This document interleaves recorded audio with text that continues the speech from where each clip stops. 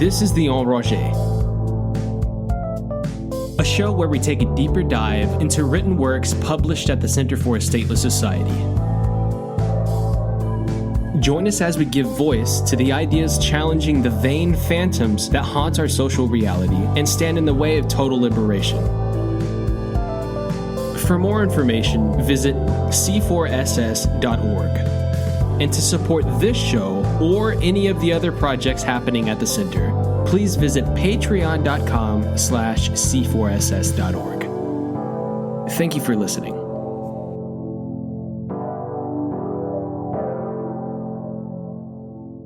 Hello, and thank you for tuning in to the 18th installment of the Enragé. This is your host, Eric Fleischman, and today we'll be joined by Frank Miroslav to discuss his article, Why Collective Action Problems Are Not a Capitalist Plot, on the non-triviality of going from individual to collective rationality. Frank Miroslav is an Australia-based anarchist. Frank, thanks for coming on the Enragé. Yeah. Hey, happy to be here. Happy to have you. How you doing? So I am currently recording this. So I'm Australian, but I'm currently recording this from San Francisco. I flew across the Pacific Ocean to be with my wonderful girlfriend, Michaela. It is the first time that we have met in person, and it is delightful. But unfortunately, it's just been a whole thing. This is the first time I've gone overseas as an adult by myself. And it's like the first relationship I've been in a while. It's just like, it's a lot. So I'm like less on point than usual. But you know, I'm fucking happy to be here.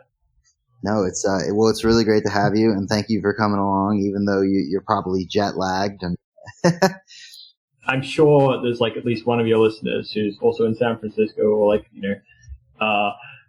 like around the Bay Area or something, who'd like to meet me. But unfortunately, by the time this releases, I will not be here anymore. But I really, really, really want to come back to America, and next time I will be more like public about me being here. So, sorry, but yeah.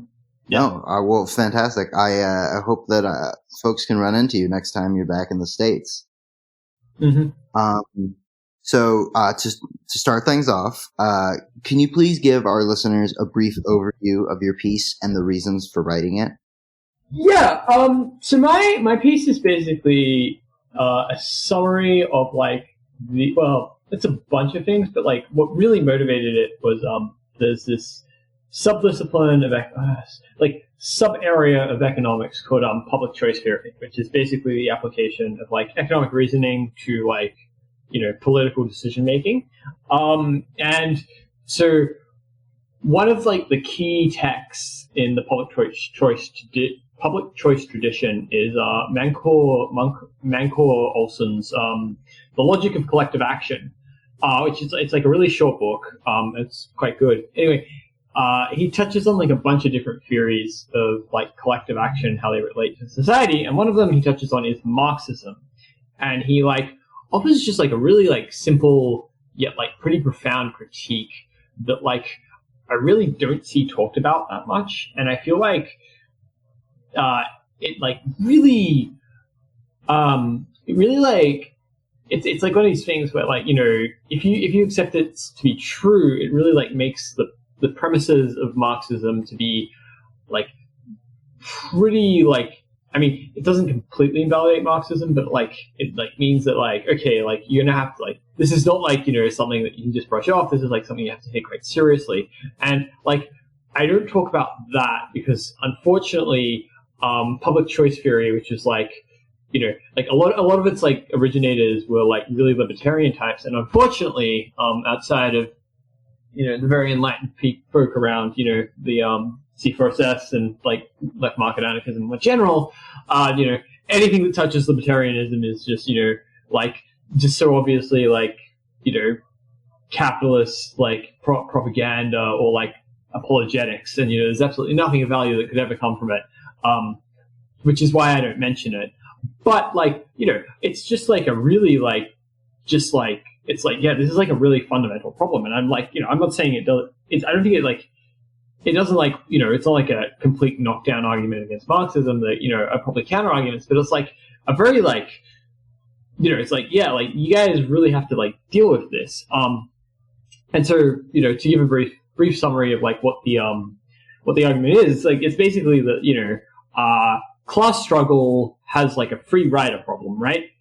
So, like, Mancor Olson points this out in Logic of Collective Action. It's like, okay, yeah, like, let's grant the Marxist premise that like, it is in the workers' self-interest to like, go like try and overthrow capitalism. But like, just because it's in their interest doesn't mean they'll do it. If I'm like self-interested and like I would, I don't know, bringing about communism would make my life significantly better. Like, it's also in the interest of like a lot of other people to do that. So like I can kind of just let them do it. Like, I don't have to risk myself. And then like, yeah. So, and then like, if everyone thinks like that, then of course, revolution is never going to happen, or if it does happen, it's because like things are so bad that like there's no alternatives but revolution. And like that general point of like not just like the free rider problem, but also just like getting people to come together and cohere, I think is like something that like I think just like Marxism and like unfortunately the left, and that includes like anarchists, like do not appreciate enough. One of the examples I use is like, I remember, it's from like, basically like game theory. Like I remember, reading some like game theory text, and like the very first example they use, or like one of the very first examples they use is just like a simple like model of revolution where, if like a certain number of people like commit to revolution, then, like they overthrow society and everyone benefits. And if like, a number below that threshold don't commit, then everyone who commits like is thrown in jail or executed or whatever, and everyone else is like they're left like where they were. It's obviously a very simple model. Things are far more complicated, but like something like that, I think is like a really good way to like it's a really good way to be like, hey, like just because you have like these like you can like be like, hey, like these are these incentives, and like it like seems to be pointing towards this radical overthrow of the system. You be like, no, like like hey, so like the problem of like, even if you assume that like people aren't self-interested, like there's still the problem of like, okay, but like I don't want to commit to something that's really dangerous, even if I'm like even if I like see, even if like I identify as like part of this large collective, and I like want to I'm like willing to like really sacrifice for it, because like you can be like the most like true believer in like the wonderful world that exists beyond whatever type of revolution you want. But if like you don't think enough people also commit to that, like you're just gonna be like the guy like standing in the street or whatever, and like you're gonna at best look like an idiot, and at worst you're gonna get crushed, and your life is gonna be made much worse if you're straight up killed. And like stuff like that, I feel like it's just like it's really, really obvious. And there's like I think there's like there's obviously like Marxist texts that sort of talk about this, but like it is rarely engaged with in just like such like explicit terms. And like I think this has like really, really, really, really important and essential, like basically like strategic implications. And there's like a whole bunch of other stuff like this that like I think like the question of like collective action is like just like really fundamental and really interesting, and like it's kind of like ironic, and it's like it's ironic because like on one hand I'm like making such a big deal out of it, but on the other hand like this is like kind of like what so much like left theorizing is talking about, and yet like at the same time like they rarely ever just like get to like brass tacks, because most leftists have inherited like this really like clunky way of talking about things that like kind of obscures what's going on. And I can get into that later, but yeah, that was my motivation for writing it. Yeah. Well, I think that's a great summary. I'm really interested to have this interview. I read your piece when it first came out, and I'm kind of a Marx guy at the center, and I thought it was really good. I thought it was really profound. I agree totally that it's just something that's not addressed enough in discussing Marxism. There's lots of great critiques that come from non-leftists that are often dismissed, and I feel like the center does a great job, and folks at the center do a great job of taking them seriously. Yeah, like I feel like what I really am like, I've got like, you know, a bunch of things that I'd like to, you know, I got into, so for some context, like part of why I wrote this is like I'm like currently in the process of recovering from chronic fatigue syndrome. And my past like 5 years or so were like really rough for me, and it's only like the past year that I've really started to get better, which is, you know, why I can do things like fly to America from Australia. And like I just read a lot of stuff in that time, and I'm like at this point where I'm like, God, like I really feel like there's just so much value to be had in like just like discarding, or like at the very least like, you know, like trying to like just like, I don't know, like modernize, but like I feel like there's just ways to like express what like, you know, even like, you know, really ambitious or great like thinkers were saying, just like so much more clearly and cleanly using like these modern like analytical tools. And like so like most people, right, when they like, you know, get into like the crazy world of like online radical politics or whatever, like, or, you know, like even just radical politics in general, like, you know, they'll like join like an organization or something physical, or like, you know, they'll like become part of like, you know, this like group online, and they're like, but like either way, like, you know, you're like, for understandable reasons, right, you're like encouraged to like, you know, read within like a very like particular, like you're given like a very particular canon to engage with, and, you know, like some of that is just like, you know, like, okay, like, you know, you want to like affect the world, like you can't just spend all your time reading, you actually have to do stuff. And also, you know, like, there's just like a lot of shit out there, and like, you know, like having like this like there's like not anything wrong in like, you know, just being like, hey, like, you know, this is all you need, like to understand, like there's nothing in principle wrong with that. What's wrong with it, of course, is like, you know, if like you were given like shitty models of the world, and also, you know, you're like strongly encouraged from like trying to like you know, like evaluate them or like improve upon them, or, you know, be rigorous with them. And so like I really do feel, and like this is something I feel very awkward in saying, because, you know, it's like you know, there's a lot of like charlatans, right, on the internet, and like, you know, there's a lot of people who are like, oh, you know, like I have this like grand thing that I figured out that, you know, like is going to change the world forever, and really all they want is, you know, just to get like, you know, sycophants or whatever, or groupies who like, you know, flatter them. Yeah. I like I like to think I'm like trying to like avoid that.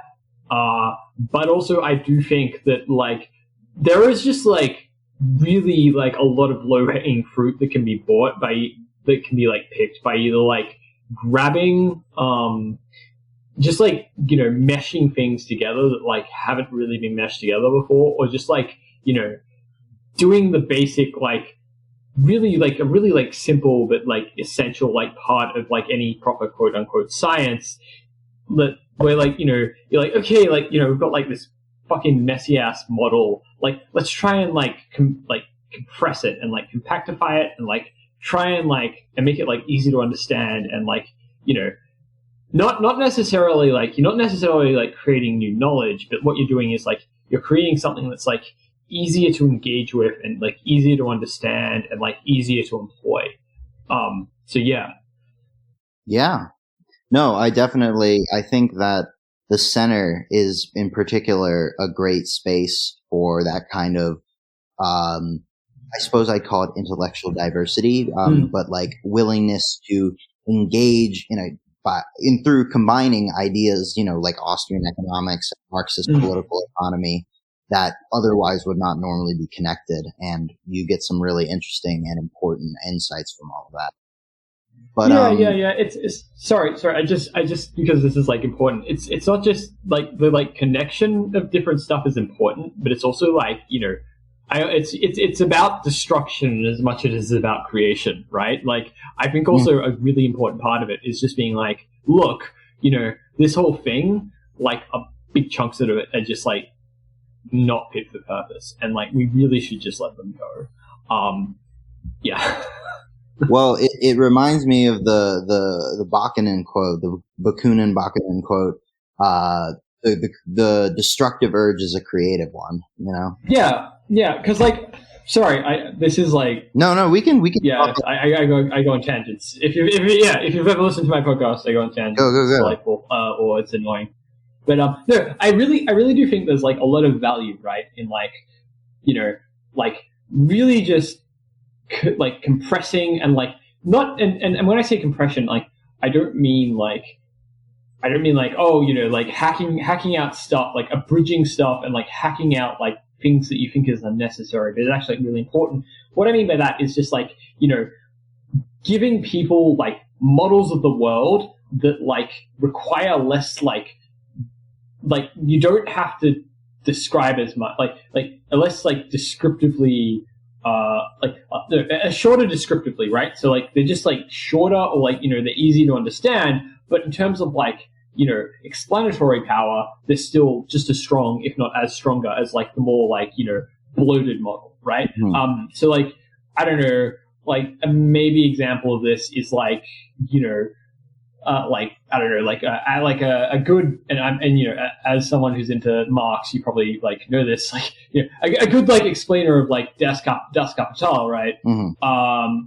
Like you shouldn't have to read like all like 3 or 4 volumes of that to like understand what the hell Marx is talking about, right? Like yeah. You should be able to get like a good explainer, right? And of course like every like Marxist then is like every single explainer but mine is incorrect and is actually like revisionist and is bourgeois ideology or whatever. But whatever. Yeah, no, absolutely. So let's jump into, you've given a really great overview of everything, but let's jump into some like down to the basics questions to really get at the core of your piece. Yeah. Could you just give the audience a definition and maybe some brief examples of what collective action problems are and what is collective rationality versus individual rationality? Yeah, so like a collective action problem, actually I should have like, there's like a proper definition to this, but in my mind it's just like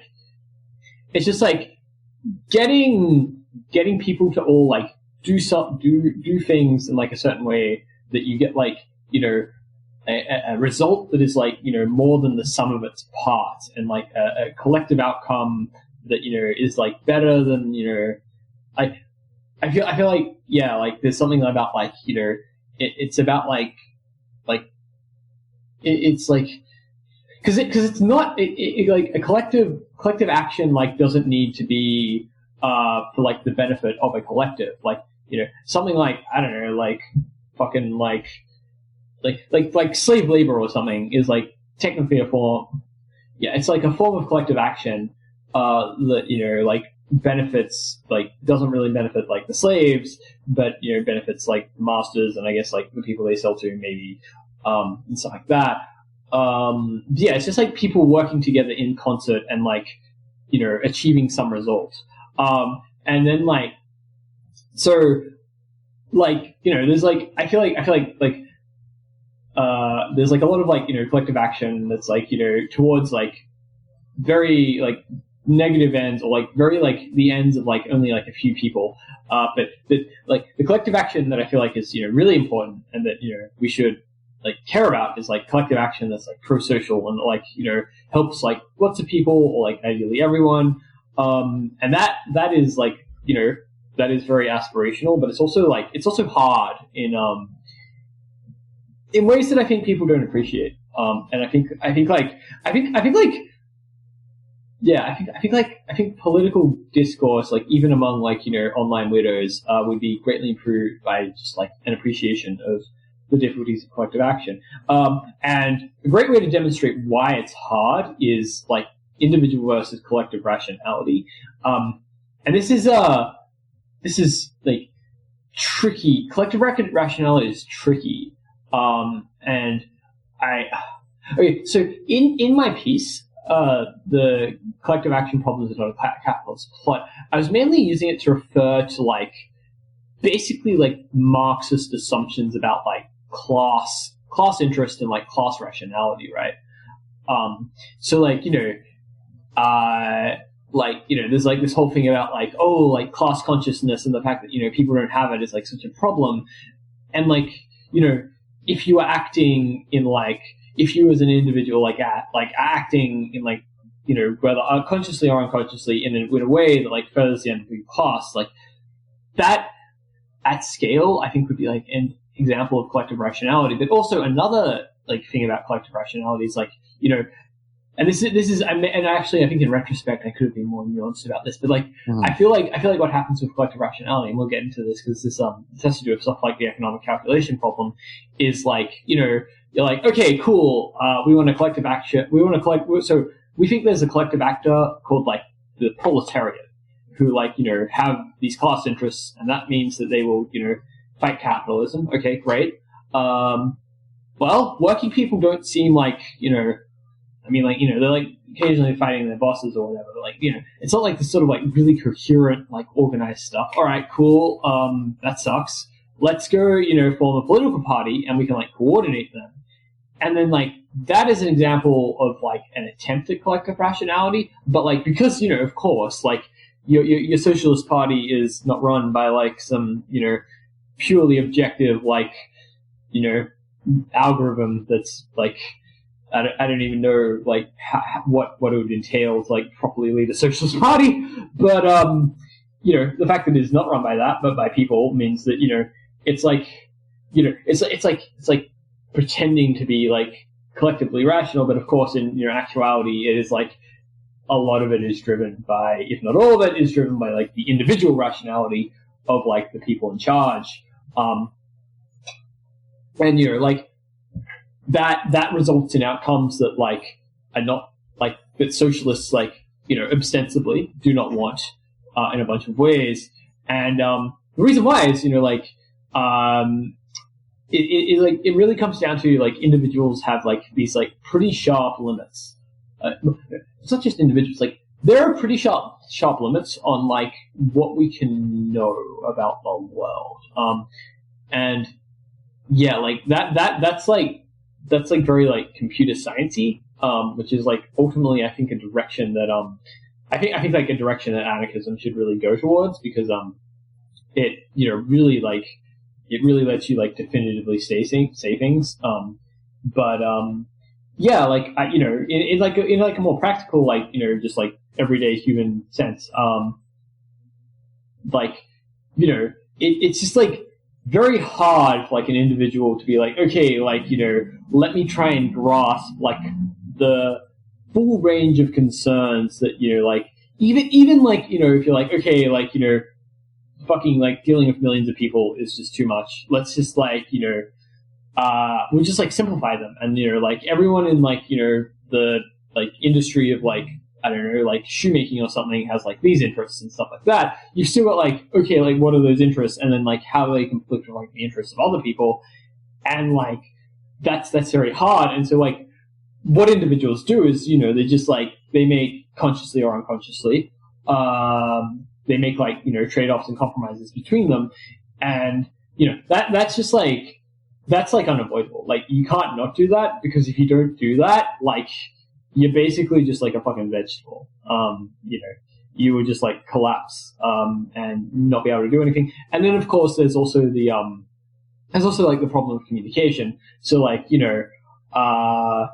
like you only have like you can only take in so much information, and like and then there's also like even more problems, like like how do you know the information you're taking in is accurate, like all this other stuff.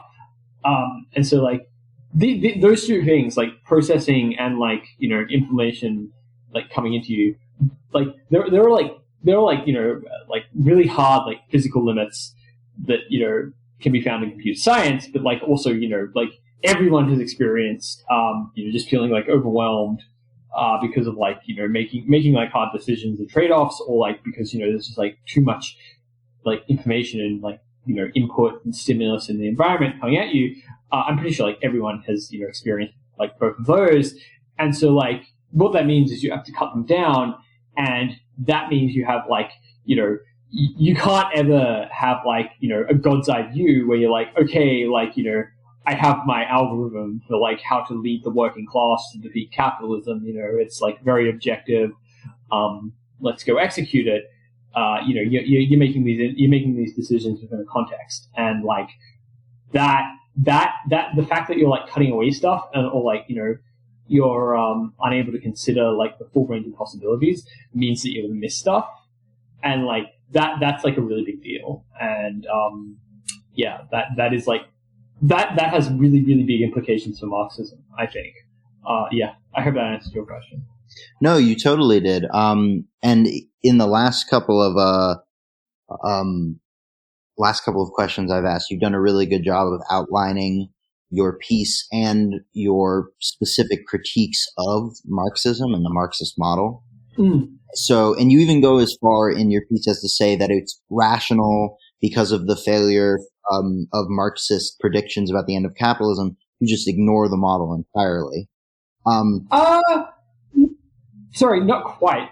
So like, I mean that's part of it. I think like, if you like, I posted on Twitter like a week or so ago, about, Karl Kautsky's, The Class Struggle, which very few people have read, but like back in the day was like, it was the most popular Marxist tract.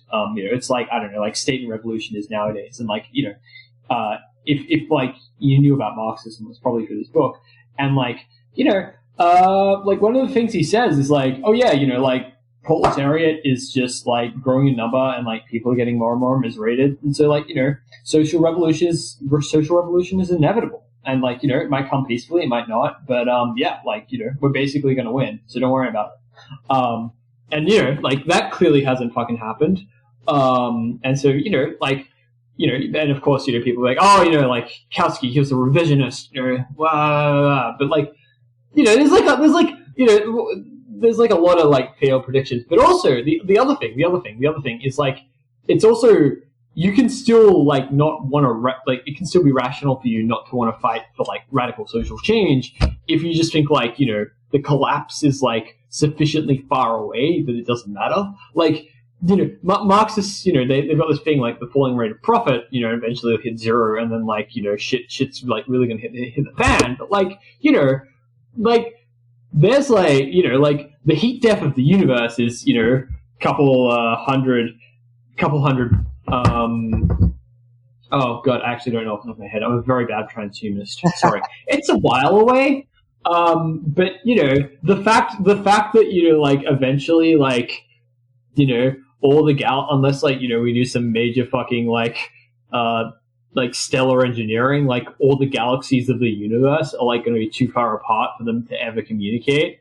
Like that's like a thing. And like, like we should take it into consideration, if you want to do things like seed the universe with whatever, but like, like that isn't like relevant to like political struggle in the moment, right? Like something can be like gonna happen, but it might be so far away that like it just doesn't matter, right?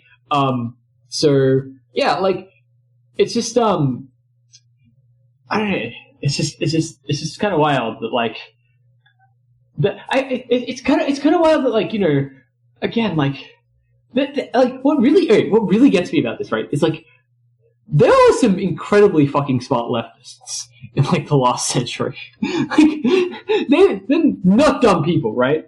And yet, like, I don't know, maybe these arguments are out there, but like, I've like read like quite a bit of like the history of like, ideas and movements, and like, I just like don't find these sort of objections raised, and they seem pretty obvious to me, and yet, they're not.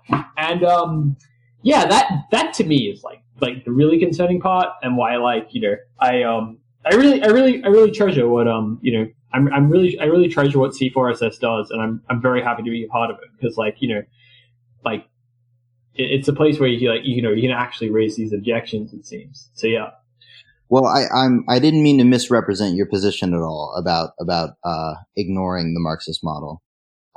Yeah. More, you give a more nuanced thing. You raise very, very legitimate concerns about the fact that predictions about the end of capitalism, the falling rate of profit, and that these things have not come to pass, and so there's a very good reason to question them.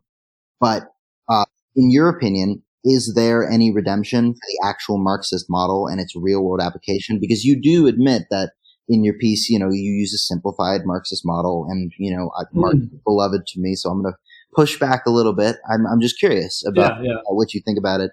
Additionally, not to make the question too long and rambly, but do you think that Marxists are correct in their core idea that social change revolves primarily around the means of production? Or do you think that a different mode of analysis, just totally separate from the Marxist fundamentals and the model and the analysis, is due for? So do I think Marxism is beyond redemption? I think that Marxists, there's quite a few of them. So there's quite a few of them who are good people. I particularly like the people around the Emancipation Network. There are a bunch of podcasts, and they're quite rigorous, and that even though whatever disagreements I may have with them, I think they're asking the right questions and inquiring in the right places, and so I think that's really good. I think that I think there's a bunch of Marxist historians who whatever, I don't care about your politics. You've done just legitimately good historical work, looking at things, and that's great. I think the problem with this is I think the problem with Marxism is it is tied to a specific set of scientific, in the sense that is because there's that whole fucking positivist debate that I don't quite know exactly what happened, but people like Karl Popper were Marxism isn't a science because it's unfalsifiable, and I don't think that's true. I think one thing I'm really influenced by is William Gillis' stuff on science, which he gets from Richard Ward, I think. Well, no, he uses Richard Ward as an exemplar, and it's not falsification is nice, but it's more about getting better models that better capture reality, and even if you can't actually falsify it, you can still, there's still ways to approach things and get more rigorous models. And I think the problem with Marxism is it's this kind of sleight of hand, where on one hand it's oh no, we're just being scientific rationalist, bro, but on the other hand, you're making normative, there's implicit normative claims throughout this, and the fact that Marxism is it's this very annoying thing where it's resting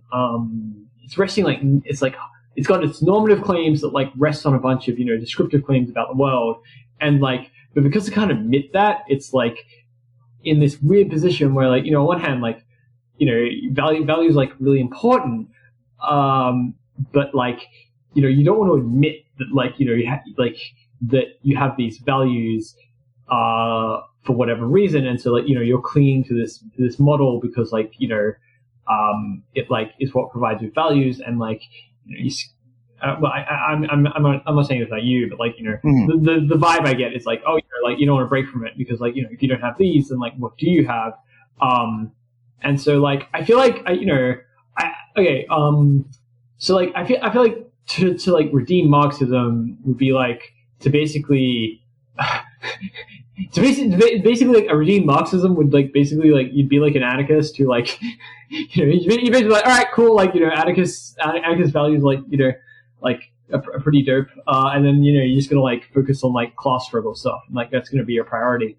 I feel like that's what a redeemed version of Marxism would look like, just because I think that the collect like the problem of collective action, like just it makes the like predictions just like really suspect, and like maybe there's a way to salvage it, like like my shit hasn't been like like quote unquote peer reviewed via the online process of people shit talking like Twitter, so maybe there's a way to salvage it, but like once you take away like the prediction of like immiseration and like class struggle and revolution from Marxism, like I really just don't see what you have like beyond so like beyond just like being like, oh yeah, like I just like I think class is important, which it is, and you're like concerned about it, and then like you have like these values, and like yeah, like I'm motivated by these values, in which case like yeah, like I mean I am like of the opinion that like the best of the left like once it if it is like coherent and fleshed out and like rigorous, in terms of values, that is, I think just like looks like anarchism. And so at that point, like yeah, like you're an anarchist, Harry, as the I picture, when I said that, I pictured like Kropotkin looking like Hagrid. So yeah, what do you think about that?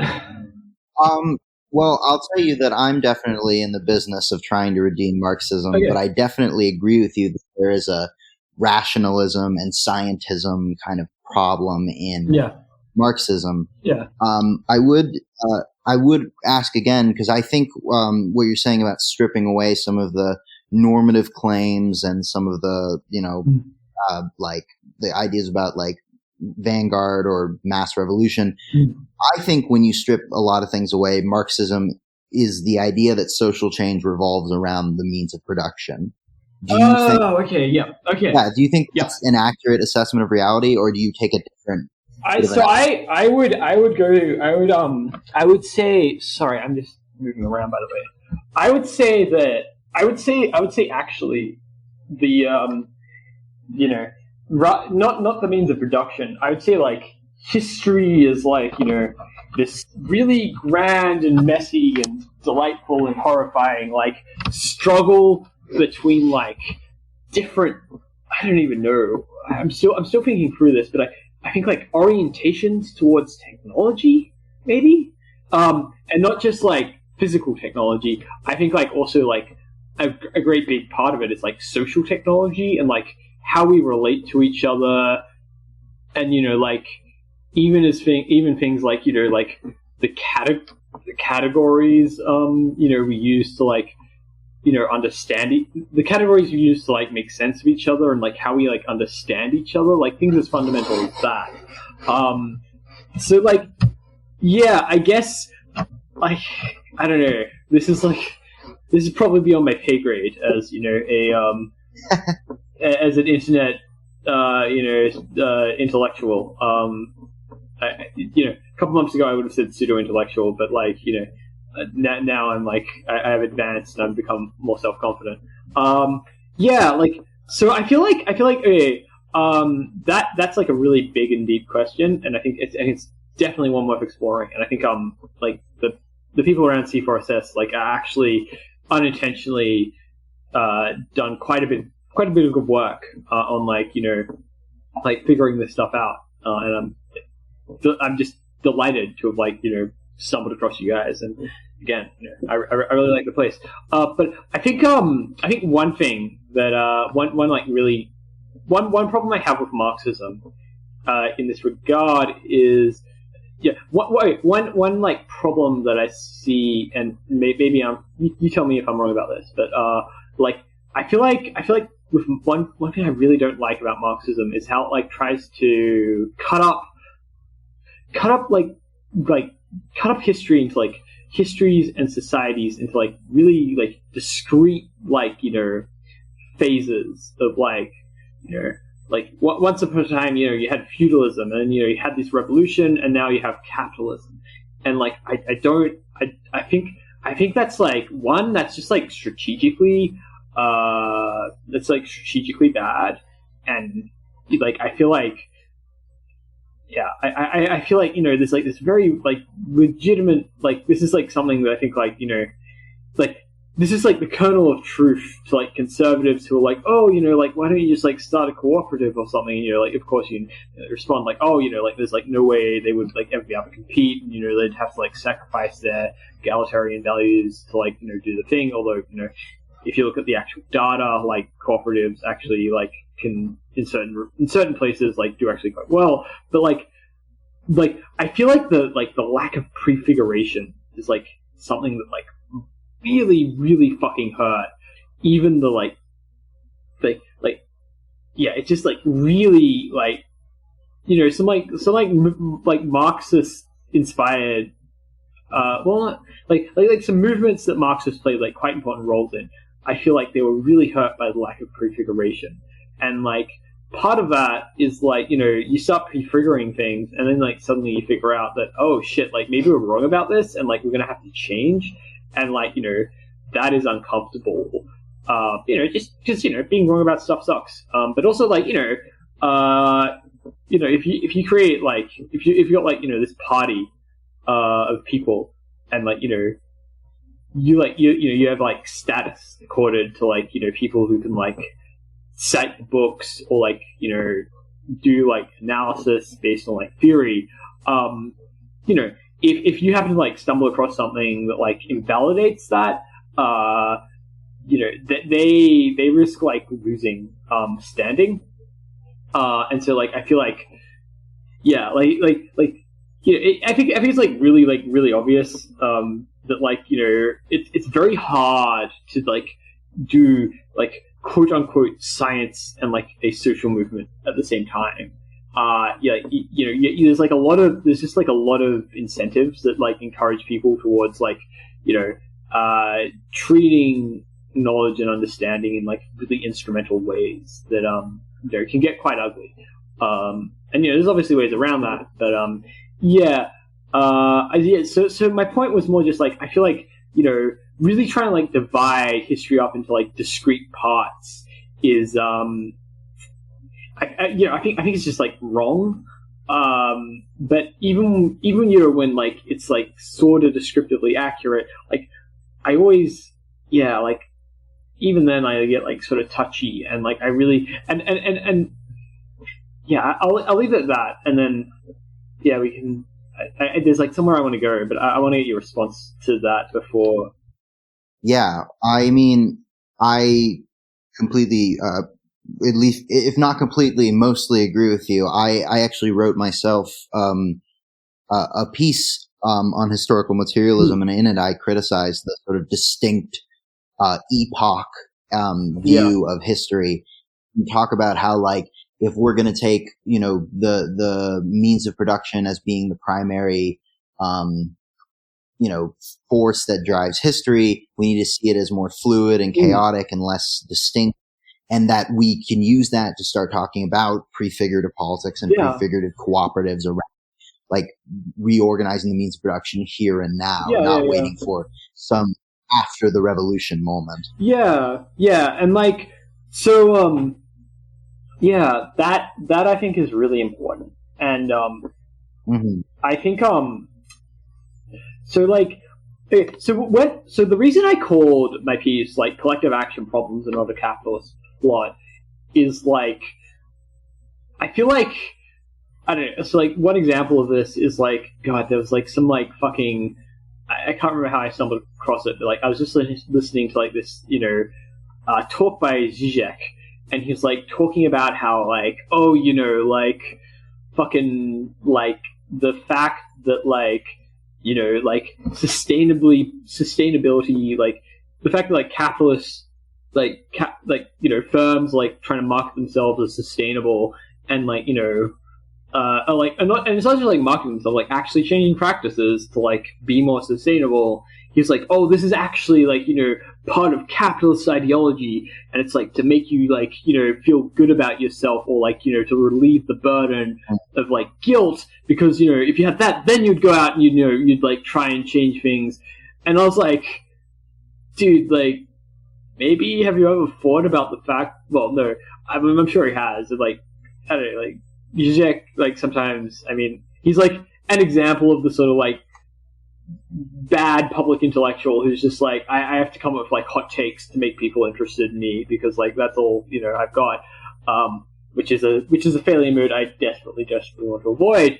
But like, you know, there's like more like subtle and like less stupid versions of that argument that I still think are like kind of silly. You know, there's like Mark Fisher's capitalist realism, for example, was on my mind when I was writing this. And you know, he's like, oh, you know, like this capitalism is like this all-pervasive system, and like you can't even think outside of it, and it's like just so oppressive, and like, you know, we don't know what to do. And like, you know, I'm not going to deny like oppression exists, and like, you know, in some respects is definitely getting worse, but like, you know, I just think like this like really totalizing like view of the world, and also like one that, you know, like romanticizes like the good old days, you know, when we had a workers movement that was fighting for something, is like really, really fucking toxic.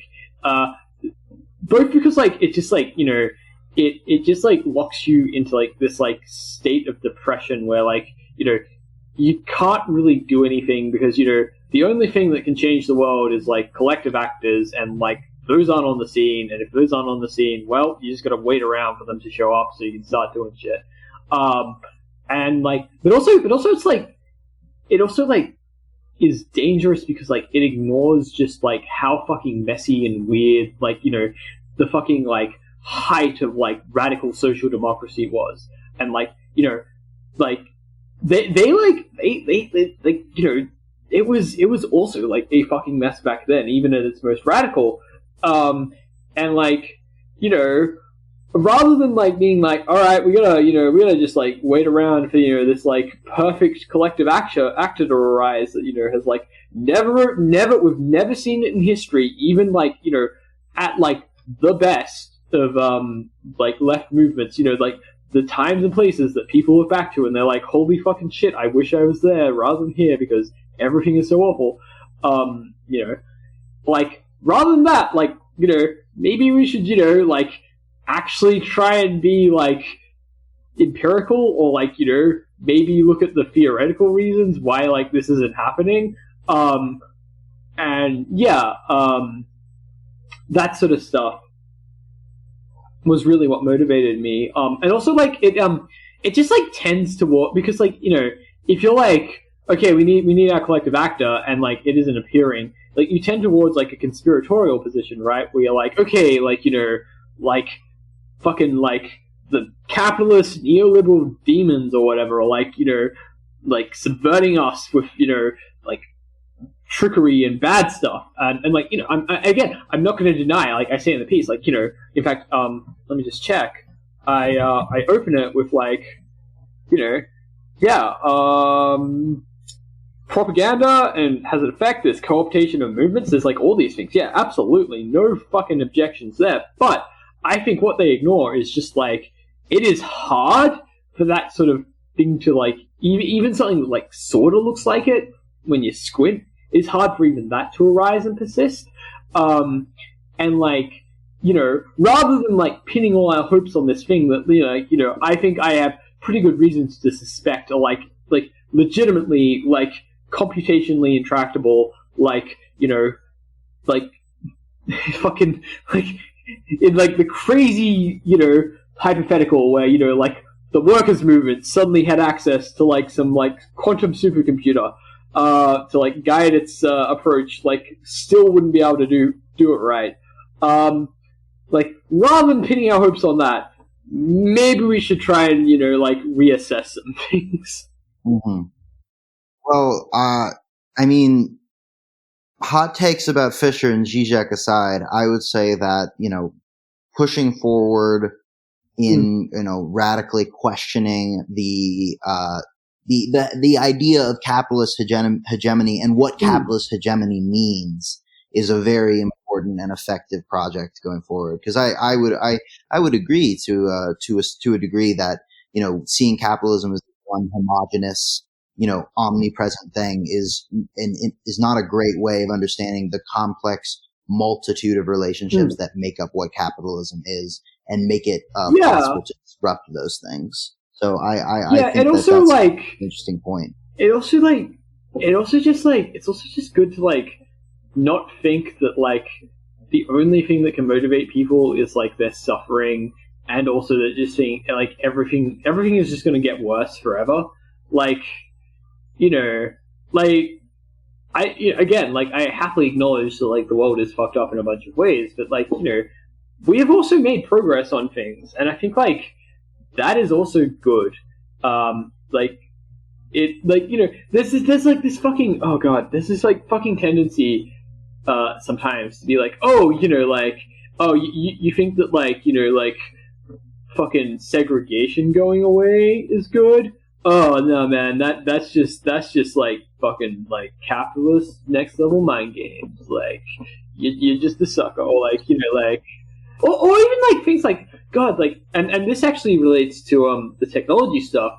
Like, you know, like things like the fact that we have like normalized like strong encryption in a bunch of ways to the point where like, you know, certain messaging apps, like, you know, just have like peer-to-peer encryption enabled by default, and like, you know, if the like FBI or whatever like goes to you know, goes to their servers, they're like, all right, yep, you can have all our data, but like, you know, good luck cracking it. Like stuff like that is like a really big deal, and you know, if you don't recognize like part of what I was trying to get at in my collective action piece is like, you know, the fucking capitalists and like rest of the ruling class, like they face their own set of collective action problems, and like the left is really really bad at, well, they like sort of occasionally will recognize them, and also like I think it's kind of funny, like I think like, you know, people who just like kind of like are like, yeah, like shit sucks, I'm gonna like, you know, try and make things better by like, you know, fighting whatever power structure. I feel like a lot of times, you know, they will just like naturally stumble upon like exploiting these collective action difficulties that the you know, people in power face, because like, you know, it's just something that works, and like they want to like win, and so they just like pick it up. But like, you know, left like, you know, like the proper supposedly like serious theoretical stuff is like doesn't really like, it really looks at like, okay, like what like, yeah, okay, like, you know, we won't have like our like awesome collective actor like run by a, you know, quantum supercomputer. Like what are the collective action problems that, you know, the elites face that, you know, they can't also solve? And yeah, like that sort of stuff is like really really important. Absolutely. So you have another piece in the works right now that talks about Marxism. It's titled "A Brief Sketch of the Fundamental Differences Between Anarchist and Marxist Economics, or Why There Are Very Good Reasons to Think Left Unity is a Very Silly Idea." I had a chance to briefly look it over. Would you mind giving an outline of this piece and how it relates to your collective action piece? Yeah, so basically what it is I think there are very good reasons to think that like assumptions around collective action problems and like their solvability like can be, there's a pretty good argument, and I'm going to try and make it. So, you know, once I have it published, you can tell me how good it is. But I think there's a pretty good argument to be made that like the differences in assumptions, and I think it ultimately comes out of like the anarchist analysis of like power and domination, and like the basically just the downsides to that. There are good reasons to think that like this hashes out into like, you know, really like distinct economic analyses that like in turn imply both like pretty significant strategic differences, and then also pretty significant like normative differences in terms of what we would want an economy post-capitalism to look like. And my hot take is that if you like flesh this out, there's like a pretty good argument to be made that like a coherent Marxist and a coherent anarchist economics should think that the other one is either like naively supporting capitalism or is just flat out capitalist. That's my hot take. That's a very hot take. It's a very hot take. I definitely come to different conclusions than you do. I'm big on trying to reach over the gap between anarchist and Marxist and economics, and I'm sort of a left Unitarian in many ways. But I do think. I mean, sorry. Let me just I feel like in my piece I'm also like, I think this makes left unity silly, but like, that does not mean that, like we can't like talk to each other or cooperate. I think that just like being like, okay, here's like where I'm at, here's where you are, here's where you're at, like, we can like, the fact that we know where like each of us stand means that like, I think that makes actually for more productive conversations and cooperation, because like, it's not like, there's like, this like sort of like part of why I wrote this is like, I've noticed like, pretty smart people who are like both anarchists and Marxists be like, they never outright say it, but they basically imply, oh yeah, like, like anarchism and Marxism, like, like, yeah, okay, we differ on a bunch of stuff, but at the end of the day, like, we're both on the same thing, right? And I'm like, no, I think actually, like, the Marxist assumptions around like, what capitalism does to technology, and like also the Marxist critique of like market relations, I think like that implies a economic setup that is like pretty significantly different from what I see as like and again, like part of this is, it is going to be like, there's like a bunch of like hot takes in this, like, one of the things I have to address is like, there's actually like, there is not an anarchist economics. Like I basically have to be like, okay, here is what I see as like a pretty unobjectionable starting point for an anarchist economics. Here are a bunch of thinkers who I think like, have made arguments in this domain. Here's like my brief sketch of it, and like all of that is open to contestation, obviously. So like it is like I admit like a pretty it is like pretty ambitious, but like I really do think that like and this goes back to the whole collective action thing. I really do think that like central like Marx, as you well know, like famously said very little about like what an alternative to capitalism was supposed to look like, but he did give us like a few hints, and like a big part of it was like market relations are like driven by like individual rationality and like a narrowing of considerations, and like what he wanted. He's got this line in the section on like the commodity and its fetish or whatever, the section on commodity fetishes in the first volume of Capital, where he's like talking about how like a hypothetical communist society would be one where like the Rousseauian like individual capitalist actor, like all the characteristics of that would remain, but instead of being an individual, it would be like the community or the collective. And I think there are very good reasons that for that sort of like arrangement to happen, where you have like a collective acting as like fluidly and cohesively as an individual. I think that is like that requires like really significant technological breakthroughs that like allow us to like blur our individuality to like an unprecedented level, and that like that's like a really hard problem. So I guess my other hot take is that if you are like a serious Marxist, you should probably get into neuroscience rather than like historical materialism. Well, I'll be very excited to see your piece when it comes out, and I hope that we can actually have an opportunity to discuss it, off the air. No, absolutely. Yeah. But to go back to the original piece, the collective action problem. Yes, exactly. So we've talked a lot about in this interview about the various problems with collective action, class-based collective action, problems of Marxism. But at the end of your piece, you do talk about that although there are trade-offs and incentive problems to both, quote, hierarchically managed mass party and, quote, a distributed network of individuals mediated by polycentric institutions, decentralized technological infrastructure and social norms that facilitate more fluid ways of organizing. However, you do ultimately conclude that, quote, bottom-up approaches that see individuals negotiate with each other instead of having changes thrust upon them by some other entity are favorable.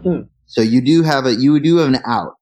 And you give a number of reasons for why that is, the preferable, mode of action.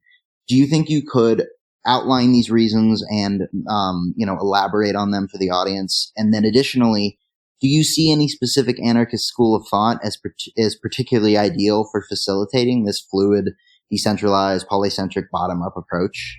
Yeah. So I feel like this kind of goes to the whole technology thing that I was talking about earlier, and how I see technology in the sense of basically it is synonymous with capabilities and means and ways to do things, right? And so I think there's and again I kind of stole this from Gillis, but he won't mind because he doesn't think intellectual property is real. So, no. So the more ways you have of approaching a problem, the easier it is. All else being equal, the more ways you have to solve a problem, or the more ways you just have to do things, the more tractable and the more problems you can solve, right? And decentralization is important because you don't know ahead of time what problems you're going to be facing, and so the ability to reconfigure and rework things on the fly is very important in that regard. And the reason decentralization works is has to do with the whole collective the collective rationality, but not really, because it's actually individual rationality thing where the people at the top making the decisions or setting policy or whatever, they have to strip away considerations and context and whatever, and so that means there's even if you have a big organization that has a lot of on paper material resources to throw problems, they if the problem is very squirrely and messy and you can't just solve it by throwing money or bodies or whatever else at it, having decentralization means that you can find more nuanced approaches, and also you can better explore the space of possibilities, and try out lots of different things, and also respond to changes, whether it be from the problem or from the broader environment. And this is an asymmetry. This relates to a broader asymmetry that I think is really important. And I think this is another thing that I wish leftists talked about. Is I think so when you expand people's freedoms, that inherently comes with giving them more options, and that means that you have to account for that, and you have to create you have to you have to establish protocols and ways of handling negative externalities or things that might go wrong, right? So I don't know, for an example of this in practice, something like sexual liberation, right, is obviously very important, very valuable, but sexual liberation alone is woefully incomplete, and there are obviously some parts of the world where it has worked out fantastically, and women and men, or just people in relationships are very good at handling it, but in other respects, it I don't know the exact stats, but shit I don't know, coeducational universities and stuff.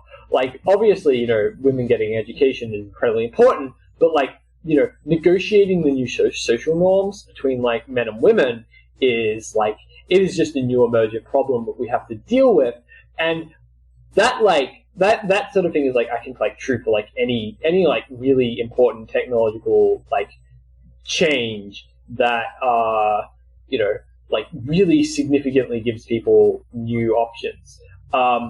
And so decentralization is important because you can't like, there are some things like we can grasp the outline of ahead of time, but there's like always going to be like weird like second, like second, third, fourth, on and on and on, like order consequences to like the changes we make in the world. And like, I think, dealing with that is really important. And I think like one like general critique I would make of the left, like everything from, like crazy aspirational Promethean anarchists to like, just like boring, like I want healthcare plus social democrats, who like probably are going to become nationalists at some point. Like, yeah, like I think one thing they ignore is like, you have a responsibility when you increase people's freedom to like deal with the consequences, and like that is like a conservative argument, but I think it's one that we should take really seriously, because like it's really important we get this right, that we are the ones who like we don't just like, oh, you're free, okay, cool, we can just put off our hands and like let you go about it. Like we have the responsibility like to like make sure that things like actually like work out, because both because like we should care about people and like you don't want them to get hurt, but also like we also just for like the practical reason that like reaction and backlash is bad, and like we want to try and minimize that. And this goes to like the whole prefiguration point. Like one thing that like I think is absolutely fantastic about anarchists, and that I think that regardless of your like political orientation, I think that you should have respect for is like we do the fucking work of like actually trying to like test things out and like rigorously apply these like principles that we have, even though the world is like nowhere near where we want it to be. And that is I think like if I was somehow like dissuaded of anarchism tomorrow, I think like I would still have just immense respect for that, because that's like just incredibly principled and incredibly wonderful, and like it is just this source of like fucked up shit, obviously, but also like really beautiful novelty. And also it is like it lets us like identify like stress test like weak points and like identify problems ahead of time, and like come up with new like social technologies or physical technologies or whatever that allow for like much better things, and also for us to like like obviously again like the consequences of like big changes are what they are, and we can't predict everything, but we can make it like a hell of a lot we can make it like the landing like a hell of a lot gentler than like something like the fucking like forced collectivization that was like the Russian Revolution or whatever, that was just like an absolute fucking nightmare, and like I'm going to say it like has justifiably like sullied the notion of socialism. Oh, and then sorry, what schools of anarchism are like most best suited to this? I mean, again, like I think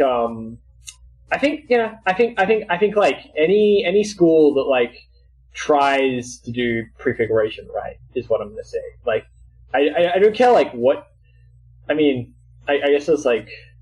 I guess, like, depending on what your definition of anarchism is, there's, like, some forms of prefiguration that I don't like, but whatever.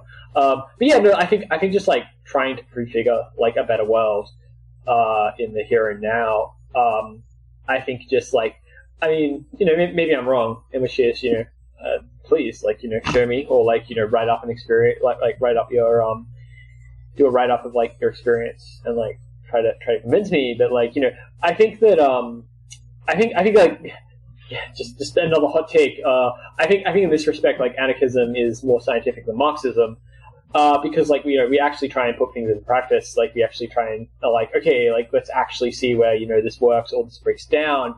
And like, I just think I think there is like some value. I mean, I'm like that's what I primarily do. I primarily try and like think about things. I'm primarily trying to like rework or like generate like new theoretical frameworks.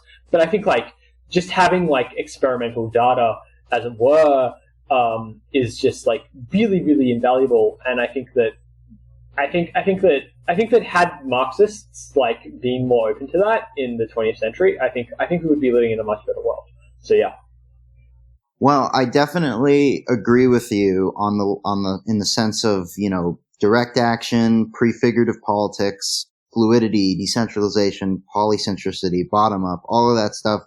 And I think that that's why, even though we have disagreements in certain spaces, that's why we both write for Center for Stateless Society, because we both hold this great respect for, like spontaneity and decentralization and the real lived lives of people as opposed to, the party or whatever, Yeah.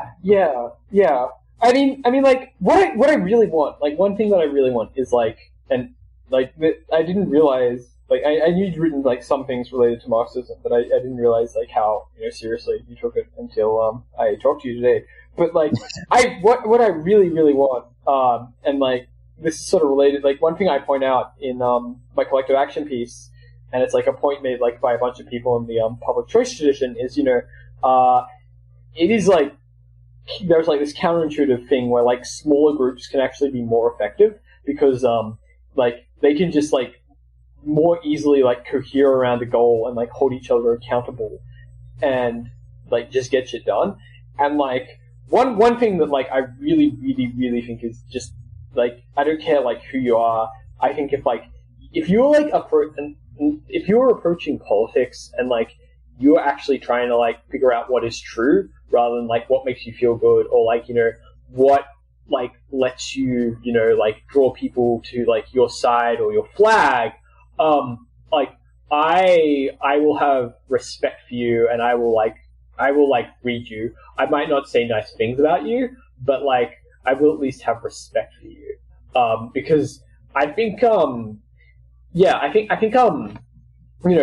there's a bunch of reasons to just people to like slide into like I don't even know if it's like populist, but like basically just like treating ideas like in a very like instrumental way. Not even like oh like like oh I'm gonna learn this so I can like do something with it. It's not even that. It's like I'm going to like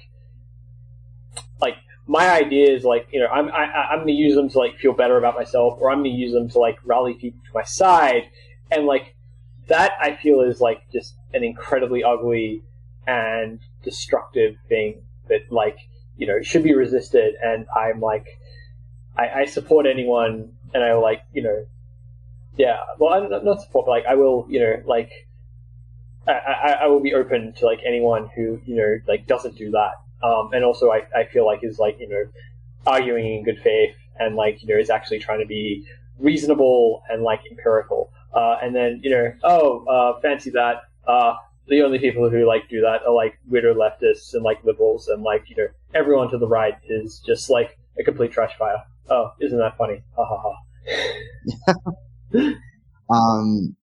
Yeah, I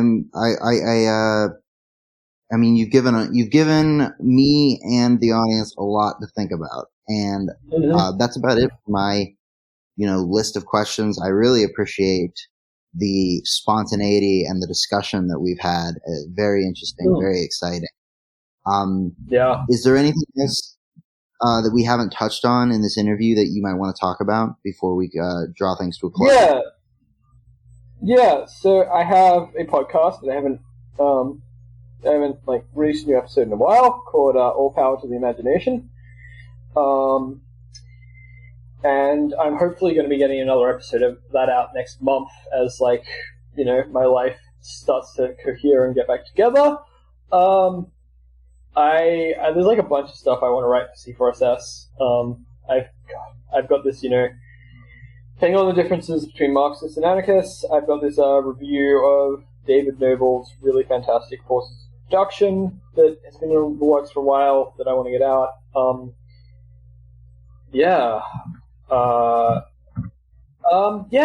Just like honestly, actually, just like fucking like I get like relatively little feedback on like the things I write, and I would like more. So if you want to just like yell at me over Twitter about them, please, like I will indulge you. I might not be on because I like to restrict my Twitter usage to around the weekends, but like I like I like writing stuff, but like I really am interested in like having a conversation, and please reach out to me about it, because like this is like I don't know, I feel like reading a bunch of left stuff, like I feel like some of it is just like writing for the sake of writing, and like it's not it's just like repeating like what other people have already said, and sometimes there's value to that, like there's value in like popularizing ideas, but like so much of it just seems like this very like self-referential, like just like kind of intellectually toxic just malaise of just like bad practices. And I really do think there's like just an immense amount of value in just fucking like actually understanding things and actually like figuring things out and actually like being scientific in like like actual science, where like you are like just actual proper radical inquiry, where like you were trying to get to the root dynamics of things, and you were like willing to be like, all right, yep, this direction or this like area of inquiry is like kind of shit, and we should just like toss it and start over in this new direction. That's very hard to do, but like I think there's just like quite a lot of like low hanging fruit that just like weirdos on the internet, yelling at each other on Twitter and shit posting can do quite a bit to uncover. So yeah, please like actually engage with like the stuff I write and like the stuff I say, and like reach out to me and like tell me how I'm fucking wrong, and I will hear you out. Okay? Awesome. On that note, what is the best way for listeners to follow you and your work if they found this compelling? I have a website with Emmy called The Plausible Possible. We also haven't updated in a while. And like both of our lives doing a lot this year. So yeah, we'll eventually get back to like starting that. In fact, something we wrote together is coming out in a book by Shane Burley, I think with AK Press, on like anti-fascism. So that's like super cool, and it's kind of wild that we're gonna get like properly published in a proper outlet. Just C4SS under Frank Miroslav. Also Twitter, at mutual_aid. That's AYYDE. Yeah. Follow my girlfriend. Bad Gender Vibes at Twitter. She'll love that I give her a shout out at the end of this. Also just go follow the emancipation folks, because they're good Marxists, and I obviously, after listening to this, you should like have a pretty good grasp of where I disagree with them, but like I have to give them props, particularly Esri and Derek's Mortal Science. Like they are just like really trying to rigorously go through and interrogate Marxism as Marxists, and like I disagree with the conclusions that they come to sometimes, but like I think that what they're doing is like really genuinely impressive. So yeah, go check them out. Fantastic. Well, Frank, thank you for coming on the Enragé. It was my pleasure. All right. Have a good one.